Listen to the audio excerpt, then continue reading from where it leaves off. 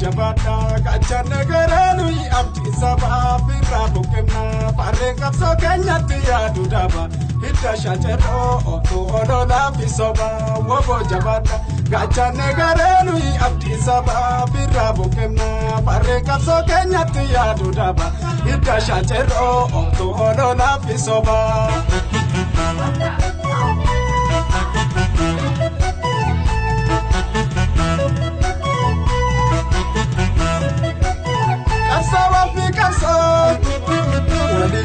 Toto Chunkur sabandasu Warraksa kangoto Chichomi nagati Kasombar dorato Kana purmanisa Kayeron kapato Kapsawa fi kapson Wali male toto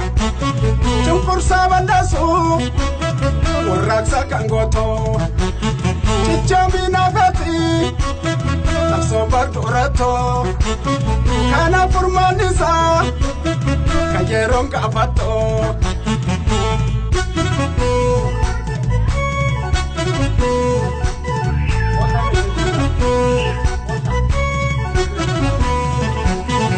Lalcha warraksa hidda sangadamne Farre warraksa okesa machamne Kayo kulkulun turreshi balimne Wabon kapsoda wanguda hojjenne Lalcha warraksa hidda sangadamne Farre warraksa okesa machamne Kayo kulkulun turreshi balimne Wabon kapsoda wanguda hojjenne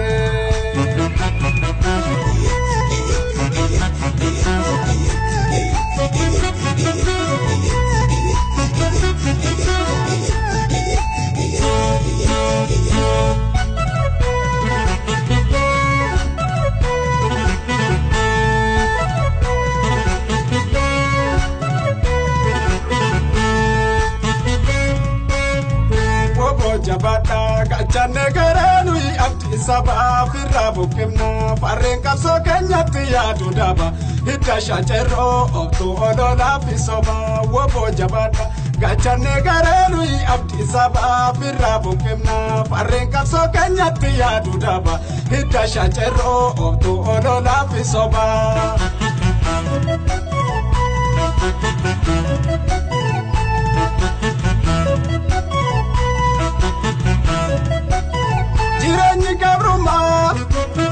Oromo pachase Yega fiyuma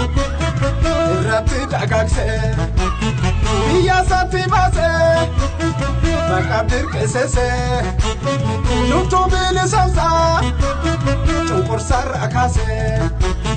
Jirenyi gabruma Oromo pachase Yega fiyuma Irati dagakse Biya sati base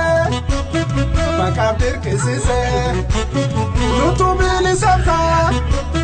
Chunkur sarakase